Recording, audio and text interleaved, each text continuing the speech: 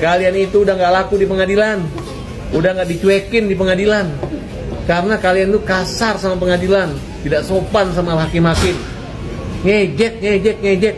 Pengacara nggak boleh gitu. Sesama rekan aja pengacara tidak boleh saling sindir, saling maki. Ini mereka mau ganggu-ganggu namanya Asep Eman Sulaiman. Kan dia menipu uang istri mantan gubernur Sumatera Utara senilai 1,4 miliar. Nah, kemudian dilaporkan karena dia nggak punya berita acara sumpah. Nah, tiba-tiba nangis-nangislah suami istri. Lengkap semua, rekaman video, rekaman suara di mall-mall lengkap. Ini di Bandung Bapak ngekos karena memang jumlah hakim itu di sini banyak ya. Terus jumlah rumah dinas terbatas. Paling ada berapa lah? Mungkin separuhnya ini hampir 40 ya hakim ya. Hakim 40, paling 15 lah rumah dinas kan. Sisanya kos. Tapi itu dibiayai oleh negara. Assalamualaikum. Halo guys, jumpa lagi dengan saya Wan. Kembali saya ingin mengajak Anda semuanya untuk melihat yang menurut saya video ini menarik untuk saya reaksi dan juga saya tampilkan buat Anda semuanya, yaitu pernyataan dari Farhad Abbas yang menjawab tentang pernyataan Rasman yang ingin melaporkan Hakim Eman Sulaiman ke Komisi Yudisial. Ini dia videonya. Bang, tanggapannya Bang tentang Rasman ingin laporan Hakim Eman Sulaiman ke Ketua Komisi Yudisial. Tanggapannya Bang? Kita itu pengacara, kalau udah dapat hakim yang benar, jangan ngancam-ngancam hakim ke KY laporan Komisi Yudisial. Diam-diam aja kalau melaporin hakim. Pengacara, namanya pengacara itu harus tahu diri, mengukur diri ya. Hakim itu adalah orang yang kita muliakan. Iya. Nah, kalau kamu mau ngelaporin ya lapor aja surat, diam-diam aja. Ya kalau benar, kalau nggak benar gimana? Bisa kan berubah. Betul. Ini orang punya pengalaman nggak bagus. Dia dilarang masuk parkir aja ngamuk-ngamuk, teriak-teriak. Orang nggak ada sopannya gitu. Makanya kamu sekolah kesopanan nggak? Sekolah apa ya? Selama menurut saya nggak usah didengarnya. Itu anggap aja dia kalimatnya kasar. Ketemu orang itu cuma teriak, kentut, anjing, doang mulut-mulutnya gitu. Kali ini ya, ingat ya, Ran, kamu nggak akan saya maafkan lagi. Kamu hanya bisa bertobat nanti di neraka aja. Di Indonesia udah nggak bisa dimaafin orang kayak gitu. Ini saya akan marah gitu. Dan terbukti kamu telah menzolimin orang-orang yang terzolimin ini. Kamu seolah-olah mengatakan membela orang yang dibunuh, tapi emang ada yang setuju orang dibunuh di sini? Iya, nggak ada. Tapi yang tidak setuju kan orang nggak salah dihukum kan? Kira-kira iya, itu poinnya. Orang tidak salah dihukum. Jadi pengadilan udah tahu. Itu poinnya. Menghukum orang yang tidak bersalah, itulah yang jadi permasalahannya. Kalian itu udah nggak laku di pengadilan, udah nggak dicuekin di pengadilan, karena kalian tuh kasar sama pengadilan, tidak sopan sama hakim-hakim. Ngejek. Pengacara nggak boleh gitu. Sesama rekan aja pengacara tidak boleh saling sindir, saling maki. Ini mereka mau ganggu-ganggu namanya Asep Eman Sulaiman ya. Tahu diri aja, kamu siapa ya. Minta tolong sama tetanggamu aja kamu nggak akan ditolong kok. Itu nggak terkenal udah satpam di tetangganya paling pelit, nggak mau store iuran RT ya. Tahu diri aja lah ya. Itulah, jangan modal KTP ya. Minta tolong sama tetangga aja nggak ditolongin guys. Dengerin tuh Pak Botak. Makanya jangan kasar kalau ngomong Pak. Ya itu tadi guys, ungkapan kekesalan mungkin ya dari Farhad Abbas yang mengetahui bahwa Rasman mau melaporkan Hakim Eman Sulaiman ke tim Komisi Yudisial. Tidak cukup sampai di situ, ada lagi nih video lanjutannya, kita langsung lihat saja. Kan ya, kalau saksi yang dibunuh saksi yang nggak benar ya, kemudian pakai pengacara itu lebih nggak benar lagi, 2 kali nggak benar ya. Jadi saksi nggak benar, pengacara nggak benar, semuanya nggak benar. Dan kalian pengacara-pengacara yang mendamping saksi kemudian mengejek-ejek Peggy akan dihukum berat dan kemudian bebas, kalian harusnya bertobat, sembunyi di sana. jangan lagi kartu kantor pengacara kalian jangan pasang lagi itu tutup kan? Karena udah ditandai orang, ya kan? Kalau pengacara kalau udah nenek-nenek, udah. Takutnya nanti alasannya pikun. Saya juga nenek-nenek, Pak. Ibu belum 60 tahun. Ibu kan masih kelar 70. Jadi kalau udah nenek-nenek ya udah nggak usah. Kemudian kalau ada lagi pengacara yang tidak sarjana hukum, mungkin sarjananya sarjana kesenian atau sarjana lenong atau sarjana apa ya yang nggak ada hukum-hukumnya, udah deh sadar diri aja gitu ya. Dan kalau sudah ada lawyer yang pernah dipecat, ngaku nggak dipecat ya jangan salahkan saya, salahkan aja yang bilang kau dipecat, betul nggak? Nggak usah lagi kabur lari KTP saya di sini, KTP saya udah nggak usah saling ngomong begitu, ya.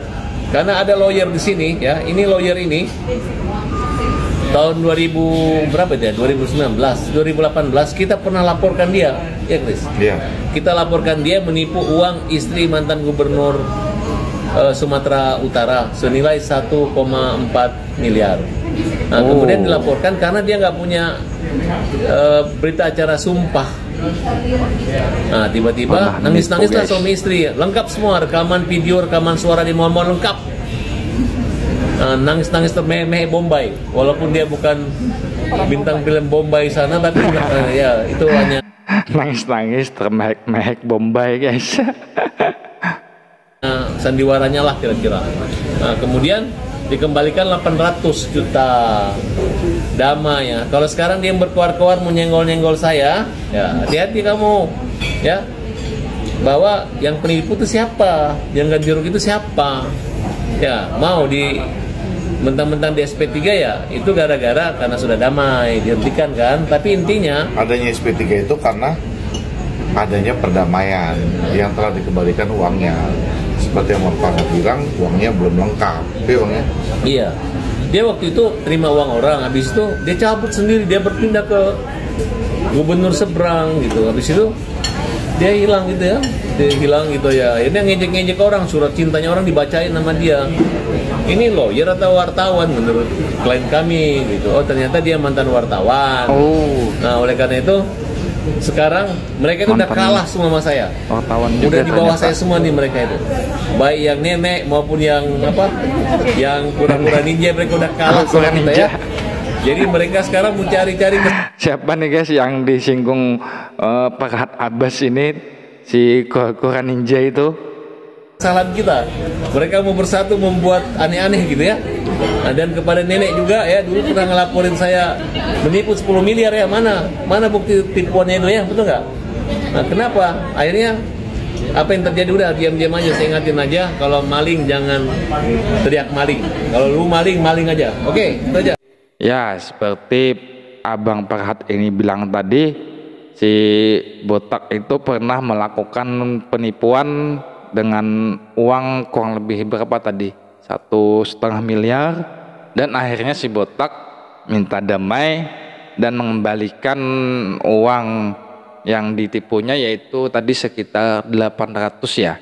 Oh ya, ada lagi satu video yang ingin saya tampilkan buat Anda semuanya, yaitu tentang Hakim Eman Sulaiman yang dulunya tidak dikenal oleh orang banyak. Seperti juga halnya Peggy, sekarang Hakim Eman Sulaiman dikenal di hampir seluruh Indonesia nih guys. Kita lihat bagaimana perbincangan Bapak Eman Sulaiman dengan awak media nih. Semakin besar tanggung jawab, semakin besar juga pahalanya, kemaslahatannya untuk orang. Betul. Makanya saya tidak mau ada ketidakadilan. Ketidakadilan itu hanya adanya harusnya di keranjang sampah. Nah, pengadilan harus bisa menunjukkan bahwa keadilan itu ada.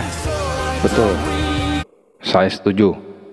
Kata-katanya sangat memotivasi guys. Ketidakadilan itu seharusnya adanya hanya di keranjang sampah. Dan saya sangat mengapresiasi hakim-hakim seperti Pak Eman Sulaiman ini. Terlahir dari keluarga sederhana dengan orang tua yang berprofesi sebagai pedagang, Eman merupakan orang pertama yang mendapat gelar sarjana di keluarga besarnya. Eman mengaku bangga dan ingin menjadi contoh yang baik bagi keluarga dan kerabatnya. Pak, ini kalau di keluarga emang ada yang hakim juga atau berkutat di hukum atau gimana sih sebenarnya? Keluarga saya semuanya SD. Oh. Iya, baru saya yang kuliah. Waktu itu di kampung itu yang kuliah S1 itu cuma saya. Waktu tahun itulah tahun 1995 itu. Makanya kalau saya gagal itu jadi contoh buruk kan, harus berhasil. Sekampung. Iya, dulu itu kampung banget itu. Kalau sekarang kan ramai kan, kalau dulu itu sepi. Di Karawang itu, Pak? Di Karawang Bukan itu, satu di keluarga. orang tua itu sepi. Satu kampung cuma Pak Eman ini yang sarjana.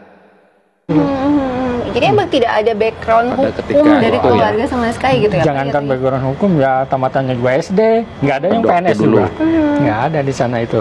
Petani semuanya kan, petani berdagang, ya, rata-rata seperti itu. Keluarga besar rata-ratanya Iya. petani, pedagang. Petani, gitu, Pak? pedagang, nggak ada yang jadi PNS. Betul. Yang SMP aja nggak ada, Oh, iya. nggak ada, cuma saya aja, apalagi saya udah S1 gitu, yang pertama lah. Di keluarga? Di keluarga dan di kampung. Di kampung? Di kampung, Makanya saya bukan harus di berhasil keluarga biar lagi ya. orang lain tertarik untuk sekolah. 2 dekade menjadi hakim, Eman sudah merasakan berbagai suka duka dalam menjalani profesinya. Salah satunya adalah harus berpindah-pindah dan tinggal jauh dari keluarga. Meski demikian, Eman menganggap hal tersebut sebagai risiko yang harus dijalani untuk mengabdi pada masyarakat dan negara. Kalau ngomongin keluarga Bapak sekarang kan ini berarti tinggal berjauhan ya Bapak di Iya, Bandung gitu, iya. istri sama anak di Pemalang Iya, ya Pak ya. Itu Oh. gimana mensiasatinya? Susah ketemu berarti ya Pak ya? Iya, kita biasanya kadang-kadang 2 minggu ya kalau memang lagi padat ya, tapi kalau nggak lagi padat kita seminggu.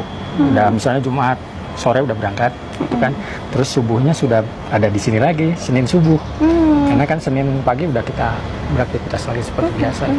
Berarti kalau di sini di Bandung Bapak ngekos? Ngekos, karena emang jumlah hakim itu di sini banyak ya. Terus jumlah rumah dinas terbatas. Paling ada berapa lah? Mungkin separuhnya ini hampir 40 ya hakim ya. Hakim 40, paling 15 lah rumah dinas kan. Sisanya kos. Tapi itu dibiayai oleh negara. Iya, Per bulan, negara. iya. Berarti sehari-hari kalau mau berangkat kantor dari kosan Jalan kaki, Jalan kaki. ke belakang. dekat ya Pak? Iya, dekat lah. Cuma 200 lah, 200 meter. Berangkat pulang jalan kaki? Jalan kaki, seperti itu. Kadang malam juga kalau tipikor bisa sampai tengah malam itu. Iya. Kasus pra-peradilan Peggy Setiawan yang menuai sorotan dari berbagai pihak, diakui Eman cukup mengubah kehidupannya. Ia pun mengaku lega setelah menyelesaikan kasus tersebut. Bapak ini kan setelah kayak kasus kemarin itu kayaknya Bapak tuh dapat spotlight banget ya gitu ibaratnya. Ada yang berubah nggak sih Pak? Aduh, sebenarnya dulu saya sunyi gitu, kemana-mana bebas. Kalau sekarang keluar rumah aja orang mengenal. Oh, udah berani. Iya, orang mengenal. Jadi saya dulu Pak mau makan di jalan itu apa di pinggir jalan makan bubur, sekarang enggak, orang-orang langsung lirik, mendekati, minta foto segala macam gitu kan. Iya, seperti itu. Ini berubah, rada berubah berarti kehidupannya Pak? Iya, berubah. Kalau dulu kan bisa santai lah, kadang-kadang pakai celana pendek. Kalau sekarang nggak bisa kan, gua hakim nih kan gitu kan sekarang. Menanggapi banyaknya pujian yang ia dapat, Eman mengatakan hal tersebut justru memotivasinya agar bisa menjadi hakim yang lebih baik. Mantap, Laisa Pak. Nisa, Rizky Rahadian, Bandung. Ya, itu tadi guys. Setelah sidang pra-peradilan yang dihakimi oleh Bapak Eman Sulaiman, kini nama beliau sangat dikenal, sampai keluar rumah pun seperti kata beliau tadi, orang sudah melirik dan banyak yang minta foto sama Bapak Hakim Eman Sulaiman ini.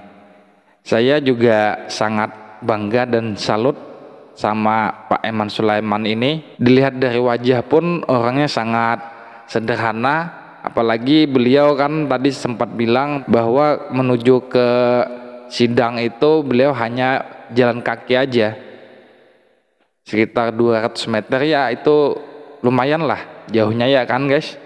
Dan saya berharap semoga masih banyak hakim-hakim seperti Bapak Eman Sulaiman ini yang benar-benar menegakkan kebenaran di dalam persidangan. Kita doakan saja semoga hakim-hakim di Indonesia ini guys seperti Bapak Eman Sulaiman ini. Oke guys, bagaimana pendapat Anda semuanya? tentang video-video yang saya tampilkan tadi. Silahkan berikan tanggapan Anda semuanya di dalam komentar guys. Sampai di sini dulu video kali ini. Terima kasih buat Anda semuanya yang sudah menonton video saya sampai habis. Kita jumpa lagi di video selanjutnya. Wassalamualaikum.